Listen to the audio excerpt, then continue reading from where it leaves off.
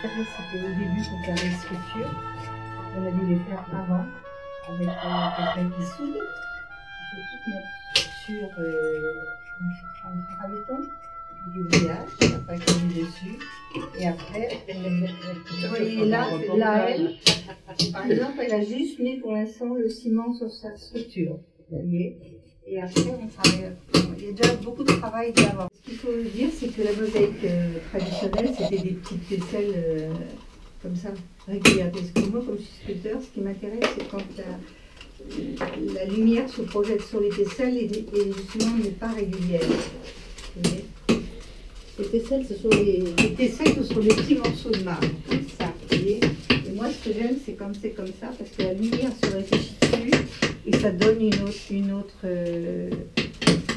lumière. Et puis, il y a quand on pose la mosaïque, il y a toute une géométrie de la forme, une pointe, on continue comme ça. Et si on veut retourner dans l'autre sens, on coupe en deux. On dessine sur son ciment tout le temps. Je dessine dessus pour voir comment on va pouvoir positionner les tesselles.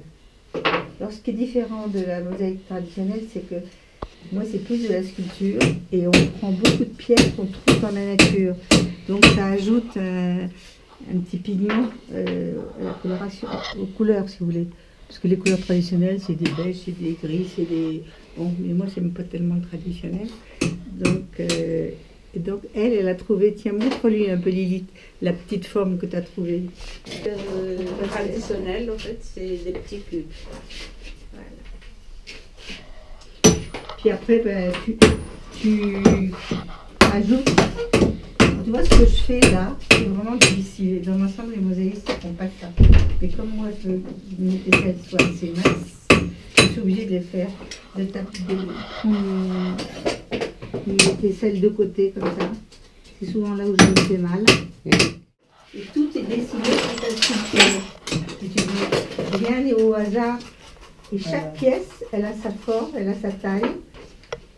En fait, on essaie d'avoir l'ensemble des informations sur l'animal en question, qui est donc une spatule rose. Je donne l'animal que je veux, le héros ou quoi, et je mesure tout pour être sûre que, d'après mon dessin, ça correspond bien à la taille de l'animal. Le dessin, finalement, c'est tellement impulsif que tu ne sais jamais si vraiment c'est juste. Tout est fait comme ça. C'est pas il faut vraiment bien calculer tout. Et puis l'accrochage des pattes, il n'est pas pareil sur les oiseaux. Donc il faut savoir à quel niveau il part. Si tu veux, le dessin, il te donne... C'est pas une copie finalement quand tu fais une sculpture. Hein. C'est vraiment quelque chose que tu inventes, que tu as vu et tout ça. Ça, je leur dis toujours, il faut aller voir les animaux sur place pour voir comment ils se déplacent. Et après, quand on a tout fini, on colore les joints à la couleur. Tu vois, par exemple ici, pour pas qu'on voit que ça te fasse des masses. Chaque endroit va être coloré suivant la couleur de sa pierre. Plus de 12 ans de mosaïque traditionnelle. Et là, j'ai envie de faire le... J'essaye.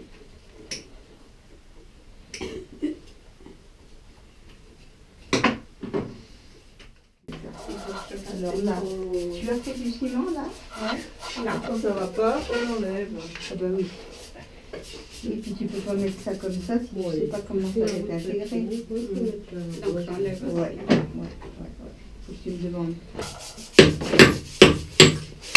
Alors moi je pousse le vis à ne pas vouloir une couche.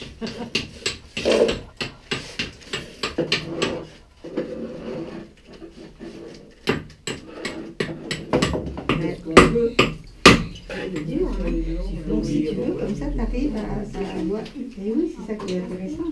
Tu le gardes au contraire, mais alors il faut que tu tailles tout dans ce sens-là. Pour conclure, Eh ben, on revient. Oui, quand on y prend goût, on y revient. Ah moi je reviens parce que toute seule je le ferai pas chez moi. Elle a des idées formidables. Regardez la tête de cette bestiole avec une coquille de moule.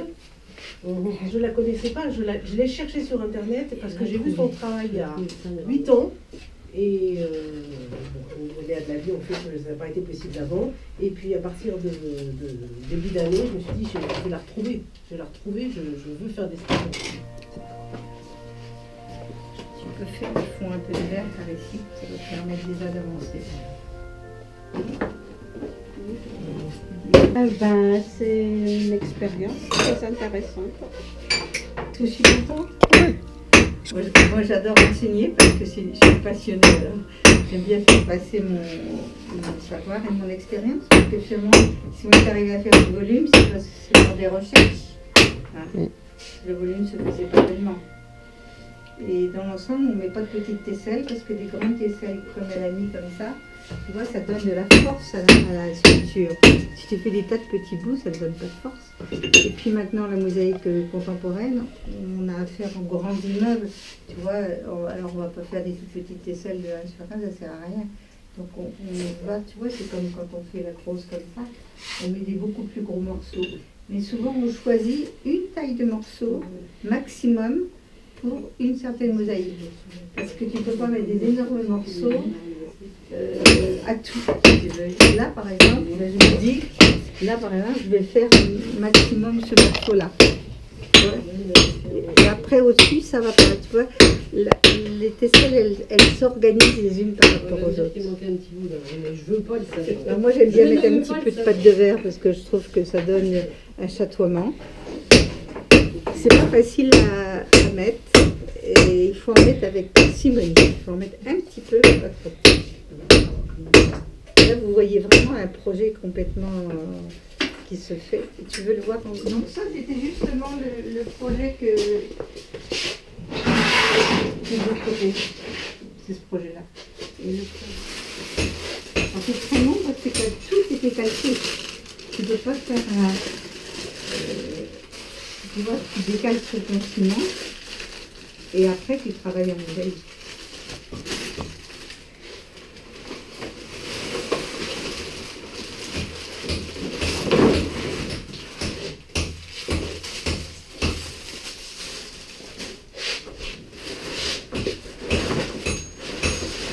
Il y a là carrément. Oui, c'est grand. Hein. Moi, je ne sais pas faire petit. Parce que je pense que chacun a le geste plus ou moins. Bon, tu vois, là, en ce moment, il faut que je travaille toutes mes lignes pour retrouver bien la force de mon corps, mes jambes. Il y a des choses que je vais éliminer parce que c'est pas intéressant. Donc, le travail après ce texte est très très important.